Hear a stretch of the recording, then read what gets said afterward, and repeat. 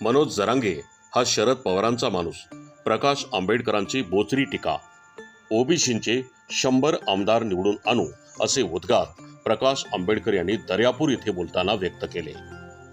नमस्कार, मी राम बीडकर. बहुजन India news today मध्ये आपलं स्वागत आहे. आता पाहूयात ताज्या घडामोडी. अमरावती वंचित बहुजन आघाडीचे नेते बाळासाहेब आंबेडकर यांच्या आरक्षण बचाव यात्रेचे दर्यापूर शहरात दिनांक 5/8/2024 रोजी आगमन झाले. या प्रसंगी शहरामध्ये ठिकठिकाणी जल्लोषात फटाके फोडून व ढोल ताशे वाजवत आरक्षण बचाव यात्रेचे स्वागत करण्यात आले. त्यानंतर माहेश्वरी भवन येथे उपस्थित सभेला बाळासाहेब आंबेडकर यांनी मार्गदर्शन करताना सांगितलं की मराठा कुणबी वाद चिघळू नये यासाठी सरकारने आरक्षणाच्या संदर्भात ठोस भूमिका घ्यावी असे आवाहन त्यांनी केले. वंचित बहुजन आघाडीचे प्रमुख प्रकाश आंबेडकर यांनी राज्यात आरक्षण बचाव यात्रा काढली आहे.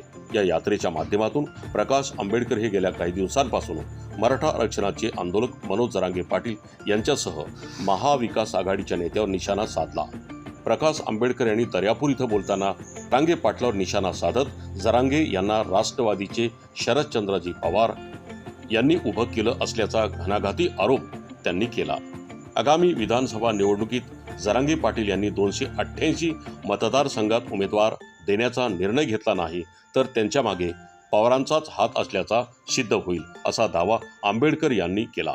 आरक्षणावरून सुरू असलेल्या वादावर बोलताना प्रकाश आंबेडकर यांनी सांगितलं की आम्ही आगामी निवडणुकीत राज्यात 100 ओबीसी आमदार निवडून आणू अशी घोषणा केली.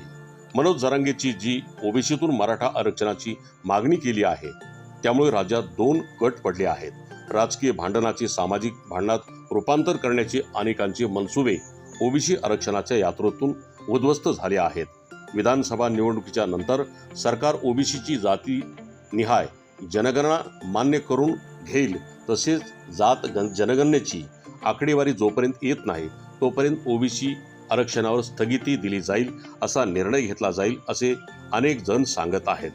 त्यामुळे आम्ही किमान 100 ओबीसी आमदार निवडून आणू असे प्रकाश आंबेडकर यांनी म्हटलं.